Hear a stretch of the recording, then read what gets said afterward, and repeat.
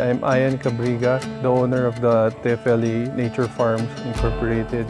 Basically, the brains behind this integrated organic farm. We started TFLE when we were developing the resort, the TFLE Garden. At the same time, I was developing the farm initially for vacation purposes and for just leisure. I started TFLE Farms so that I can bring my children here, so that I can teach them how to farm, basically. Here, we offer training, basic native pig raising. We also offer integrated natural farming, farm development, consultation, basically about organic agriculture and the promotion of organic agriculture. A naturally native pig ay mga katutubong baboy na pinalaki sa pamamaraang natural. Feed them yung mga organically grown namin dito ng mga vegetables, mga fruits, and even yung mga root crops. Naging motivation ng grupo namin na to promote mga native pigs and to showcase yung mga potentials nila. Matagal lumaki ang native pig as compared dun sa mga puti. Ang difference nila almost half the period of production. Pero ang kagandahan naman, advantage naman ng mga native pig is mas matibay sila sa sakit, mas matibay sila sa adaptable sila sa climate ng bansa natin. Madali sila mag-adapt sa weather, lalo na yung climate change natin ngayon. Pinakamagandang alagaan kasi nakaka-adapt sila. Parang yun ang isa sa mga pinakamalaking advantage. At saka yung low cost ng production. Mas mababa ang production cost sa native pigs.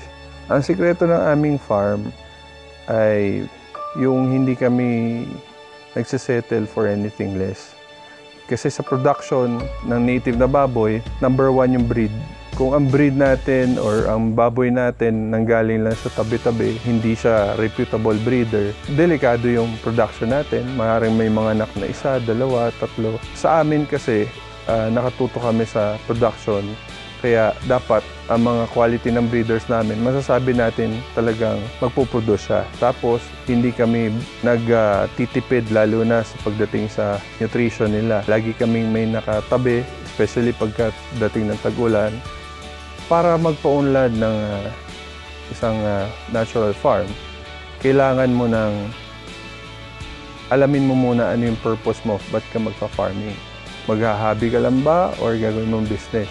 Basically, kailangan malinaw muna intention mo bago ka pumasok sa natural farming. Kikita naman, lalo na kung tama ang simula mo.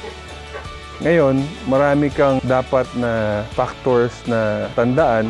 Una nga yung market. You have to create your own market. Dito kasi sa organic agriculture, may niche market pa lang tayo. Hindi pa ito established market. Ang may papayo po sa mga gusto magsimula sa business ng organic pig or specifically dito sa native pig production, una, research muna yung market. Second, research muna yung mga product. And third, yung resources. Tapos, kailangan mag-attend ng mga trainings and seminars para at least may kadagdag kaalaman, makipag-ugnayan sa mga ahensya ng government na nangangasiwa sa pag-aalaga ng native na baboy.